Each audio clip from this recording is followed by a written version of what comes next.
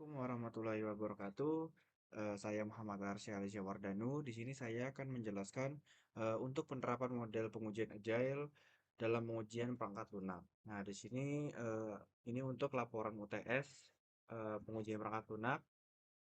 Saya Muhammad Arsy Alisya Wardanu dengan NIM 2023 081 038. Di sini daftar isinya, dapat pendahuluan, latar belakang, tujuan penelitian, rumusan masalah, dan lain-lainnya.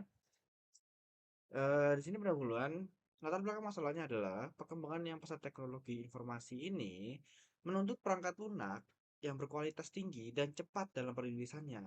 Nah, dalam hal ini, testing agile itu sangat penting.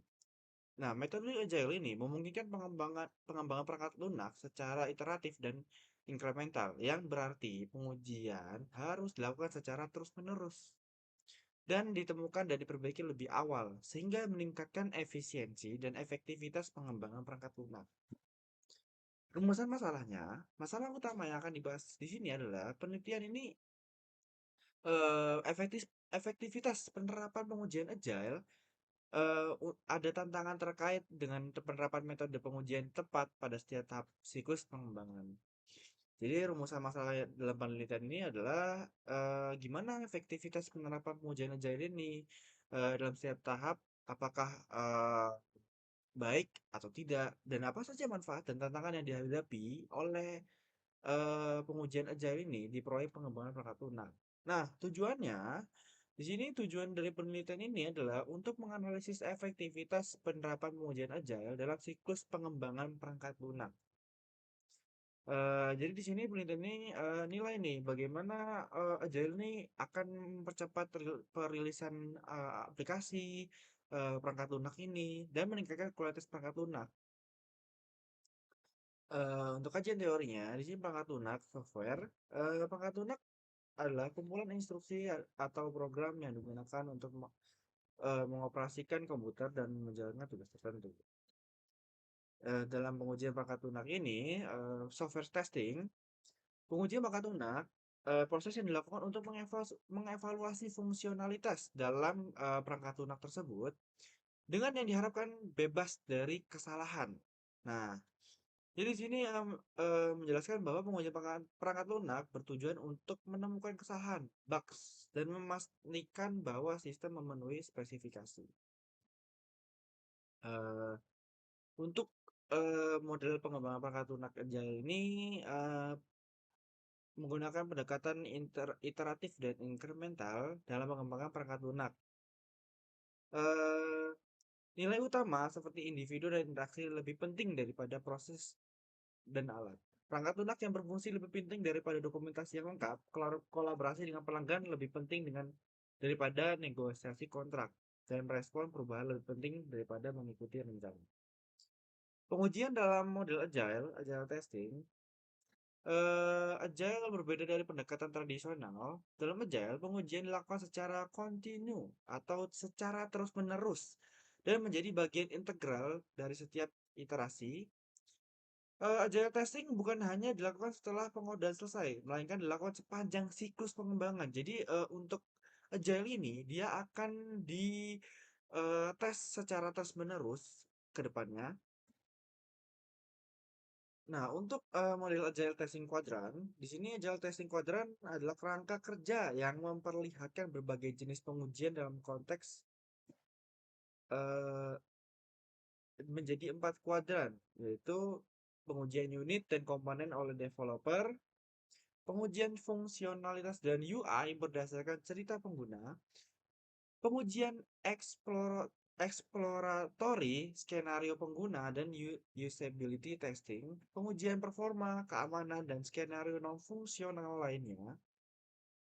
Oke, untuk keuntungan penerapan pengujian agile, nah itu ada beberapa manfaat. Deteksi bug lebih awal, peningkatan peningkatan kualitas perangkat lunak, perbaikan komunikasi, respon cepat terhadap perubahan kebutuhan pengguna.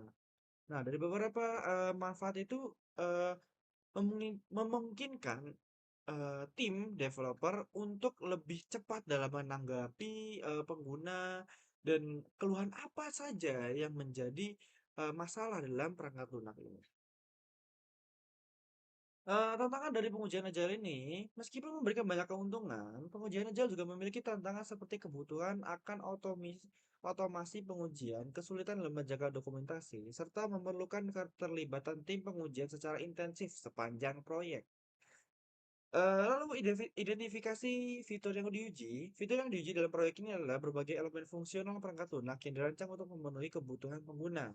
Nah, beberapa fitur utama yang diuji mencakup pengujian fungsionalitas utama aplikasi, pengujian interaksi antara berbagai komponen perangkat lunak, pengujian antarmuka pengguna untuk memastikan kemudahan navigasi.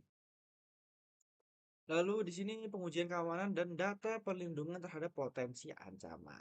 Nah, metode pengujian yang digunakan itu pertama ada usability testing. Di sini usability testing berfokus pada pengalaman pengguna dan memastikan bahwa perangkat lunak mudah digunakan dan intuitif. Lalu di sini ada black box testing. Nah, black box testing ini fungsinya dilakukan untuk menguji perangkat lunak berdasarkan input dan output tanpa memperhatikan nih bagaimana perangkat lunak berfungsi di dalam.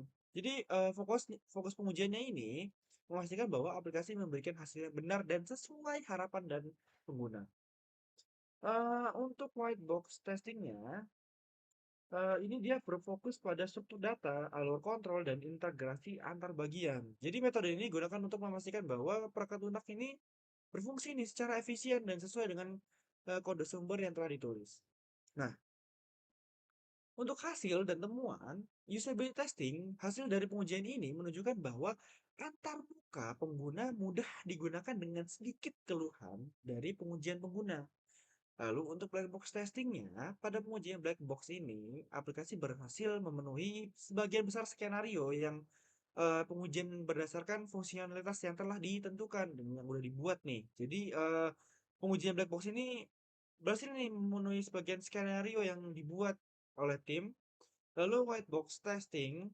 Jadi pengujian white box testing ini menunjukkan bahwa struktur kode pada perangkat lunak telah diimplementasikan dengan benar. Jadi kode struktur yang udah dibuat nih dia udah bener nih eh, diterapkan pada perangkat lunak ini.